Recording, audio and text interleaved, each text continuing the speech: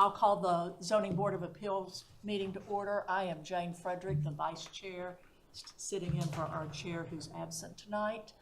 We always start our meeting by saying the Pledge of Allegiance, and there is a flag back here, so.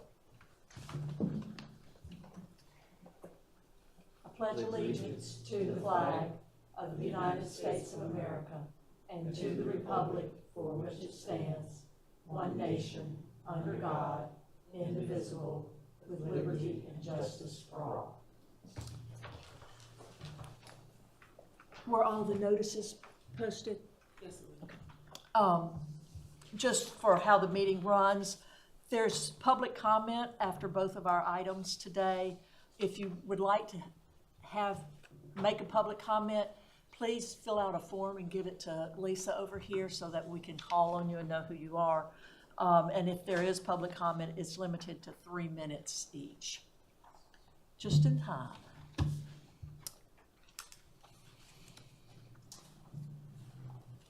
So has everybody had a chance to look at the agenda? Yes. Yes. Are there any changes or modifications? No. Do I hear a motion to accept the agenda? I move to accept the agenda as written. I second it. All in favor? Aye.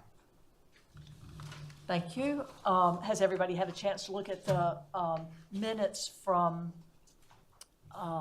the July meeting? Yes. Were there any corrections or additions? Do I hear a motion to approve the minutes? So move to approve the minutes for the July 24th meeting as written. I second it. All in favor? Okay. So our first agenda item are Jeffrey and Lisa Caden, who were requesting a variance to construct a house within the 50-foot setback at 52 Harbor Drive on St. Helena's. And are the Cadens here?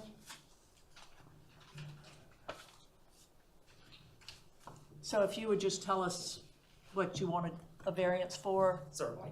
So my name is Matt McCauley. I'm actually the applicant for the variance representing the Cadens. They're looking to place a modular home on this lot. The development was not developed with a setback from the baseline. There are prescribed areas that homes are placed in a very planned fashion within the development, and so consistent with what is required in the development, as well as the alignment of homes. We're requesting a permission to encroach on that 50-foot baseline setback to allow them to develop the lot. And this lot is considered unbuildable otherwise, right? Correct. Yes, and certainly not consistent with what is required by the planned development. Eats up a pretty sizable portion. Does anybody have any questions for the applicant?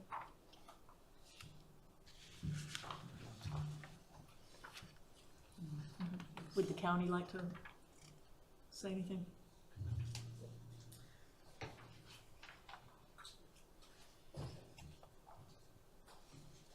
The county has wished to approve the project with the conditions listed that Article 5.11.50 C.12 lighting of the beach dune system of the CDC be adhered to.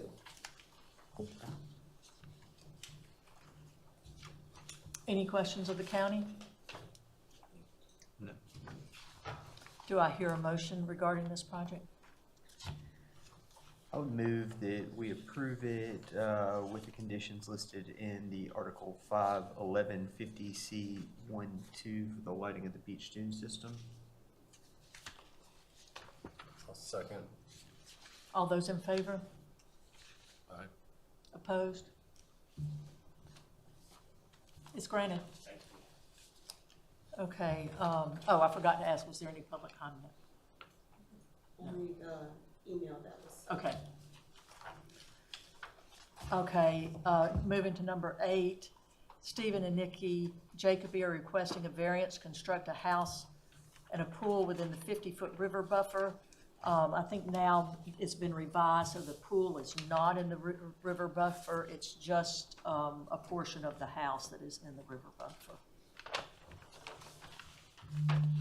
You should have a small revised site plan. Right here. That's it. And I've got a bigger one if you can't see that. So would Mr. and Mrs. Caden like to come forward and tell us what's going on? Jacoby. Oh, Jacoby, sorry. Hello, Hi. I'm Nikki Jacoby. My husband couldn't be here today. But we are 5-year-plus residents of Moss Creek. We used to live back on the river. We bought this lot with the intention to build our family home. My previous home was on the river and 30-foot setback. The survey that I received in purchasing this lot showed a 30-foot setback. It was signed by the OCRM person. I didn't think twice about it. It has a very unusual shape. It's like a trapezoid, okay? And then you have this long driveway easement that comes in too. That's part of the total square footage of the lot, which obviously is not in the building setback. We are builders. We have hundreds of plans at our disposal that we've built before. I could not find a home, 3-bedroom with a bonus room for our family that would fit on this. So I custom designed this. This was 2 architects in. It was extremely challenging. We got this to work, and if you look at it, the only way to make a home fit, even with the 30-foot setback, is to face your neighbor's left side. So this is the street down here. This is your neighbor. The front of our house is looking into their left elevation as is, okay? You can't straighten it up because of the shape. And then once you take that back to 50 feet, then it's really impossible without building a home where the garage is underneath the house. Well, herein lies the problem. Moss Creek will not allow me to put that type of home in this section of the community. I have Moss Creek's full approval of the first plans that I submitted with the little accessory dwelling unit for my aging parents who are going to be living with me. I took that off trying to make it work with the 50, and I pulled the pool back also. So the pool is now within the 50, and there is only just these 2 tiny little corners over the 50. And my previous letter after the river buffer waiver meeting said, staff informed the applicant that river buffer waiver would be granted for the residents and requested that the pool be removed. Well, the residence itself was approved. I pulled the pool back. Now it's not even in there, and I'm still getting told this doesn't work. So now I have a lot that's deemed unbuildable, maybe not by your standards, but my community. I can't build a house with a drive under. I can't do it. And even this doesn't fit my family's needs. So it's like, do I spend all this money to construct a family home where my kids are gonna have to share a room now? You know, so I'm just really at a loss. It's not a big house. It's 3,100 and change. It's not like I'm trying to put something crazy on this lot. But it's 5,000 under roof. Yes, it has a porch across the back. It sure does. However, the square footages that you're trying to make me fit to are from my neighbor to the left's home was built 4 years before I was even alive. Okay? So people aren't building like that really anymore. People use more outdoor space. They really do. And I don't want to go vertical. I can't go vertical because of my parents and the community. I wouldn't have a garage. It So- seems like that you could pull the garage floor forward if you flip the powder room and the laundry room and enter straight into the laundry room. You could probably pull that 5 feet, and that would get a lot of that, I guess it's a screen porch out of the setback? It's a corner of a bathroom and a corner of the porch.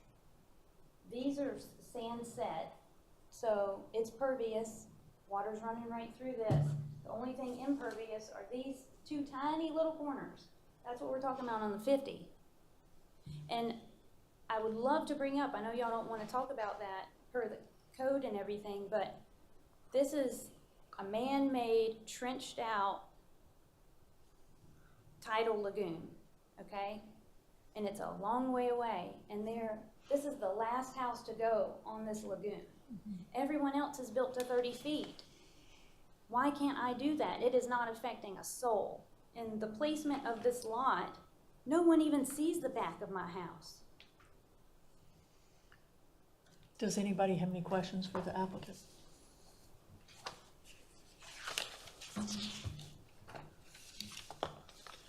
I just have one. It seems to me that last time that you were here, it was a disapproval unless you came back with, is inclined to approve the request with the recommendation that these trees, canopy tree, understory trees, shrubs and grasses, am I correct, guys? To put those in. Is that, Yes, sir, if y'all would like me to well, I don't know. do that, that is completely fine, but there is nothing on that OCRM at this time.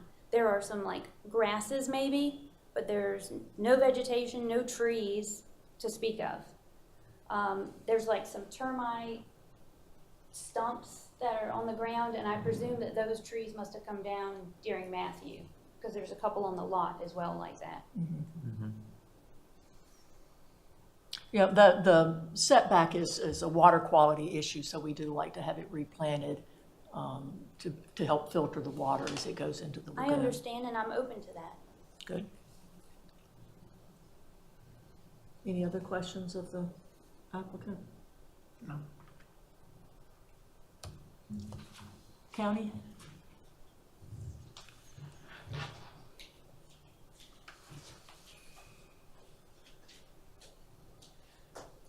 So I would just like to state for the record that since the resubmittal yesterday from Mr. Brandon to Hillary, we recommended approval. In regards to approving the house, we was explaining to him yesterday that there was a misinterpretation. We did not approve the house size. We was letting them know that what that was stating was the house could not exceed the average house size when you come to SRT for a river buffer waiver. However, since they pulled the pool back as well as the structures that is outside of the 50 that she's speaking of, when Ms. Hillary spoke with Mr. Brandon yesterday, she let him know that though, as long as that was slated and that it was pervious, then she did not have a issue with, have a problem, with issuing approval, being that the condition was recommended, that they do revegetate the buffer with the trees as follows, in the paperwork that you guys have there before you. So she did recommend approval. Is there any, do y'all have any questions of the county? Is there any public comment? Do I hear a motion? I'll make a motion to approve with the recommendation from the county, with the condition that the entire new river buffer be revegetated. I'll second it. I second it. Any discussion on the motion? All in favor?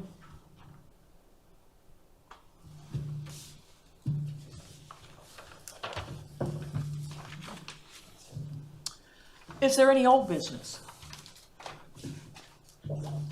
Any additional new business? I will not be here for the October meeting, Okay. just so everybody knows. I would also like to add, I forgot, that the house is approved 33 feet as shown on the site plan that was resubmitted with that condition out there. Yes, yes. But The new site plan? Yes. Yeah. Do I hear a motion for adjournment? I move we adjourn. Oh, good. Second. Those in Pretty favor? fast. Right?